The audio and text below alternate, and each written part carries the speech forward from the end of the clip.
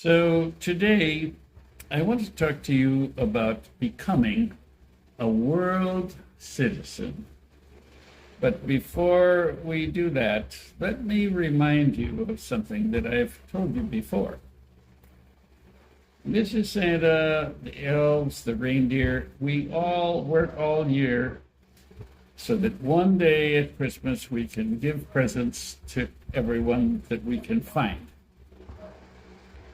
But remember that you, every person watching this, have a great opportunity to give a present that is much more important and much more meaningful than any present you can get from Santa Claus. And what is it? It's time and a smile. Now, you might be 5 years old, or 8 years old, or 10 years old. But let me tell you, if you will get up and go and stand next to an older person, it could be your mom or your grandma, or a neighbor's grandma, or just a friend who needs a friend today. You go to them and stand next to them and smile. And if you have the courage, you can say to them, tell me a story about your life. Now, if it's an old person, I can tell you, we love to talk about our lives. If it's a friend that needs some help and some attention, just go to them, smile, and if you have the courage, say, hey, what's going on? That is a greater gift than we can ever give you in all of your life if you're willing to listen and give your time. I can tell you that it is a wonderful gift. You feel good, the other person feels good. Now, let's talk about becoming a world citizen. Wherever you live, as you are growing up, you will think, well, this is the center of the world.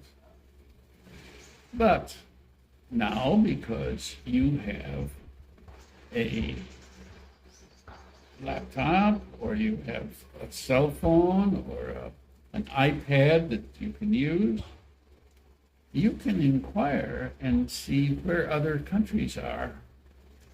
And you can see that maybe there are 150 different countries in this world.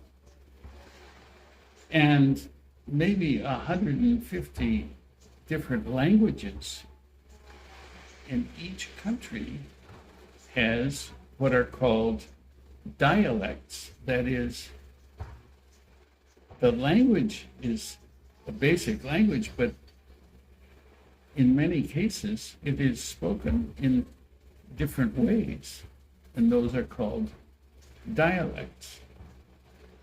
Now, you will find that many people that live right around you, including this old man, this old Santa, there are countries that he never knew where they existed.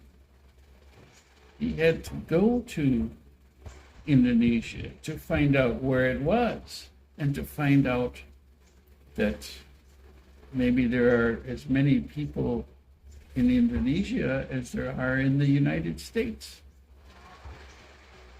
Now, you have access to all the information that this old man does, and if you learn where 3 or 4 different countries are, you will be smarter than anyone in your family, or certainly anyone in your school. And when you look at these countries, if you inquire, and of course, I'm always encouraging you to be curious, find out what are some of those habits. Okay? Now, so for example, in the country of China, very often, instead of using a knife and a spoon and a fork, they eat with chopsticks.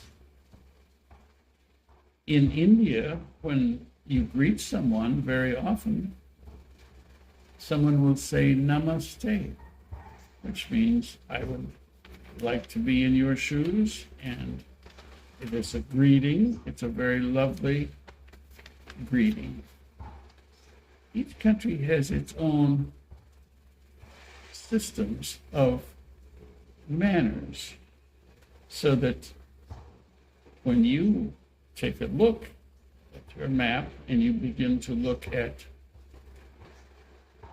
what the habits of that country are, when you eventually go there, which you probably will, you will want to know how to have correct manners in that country, and you will become a world citizen, which I encourage you to do. And thank you.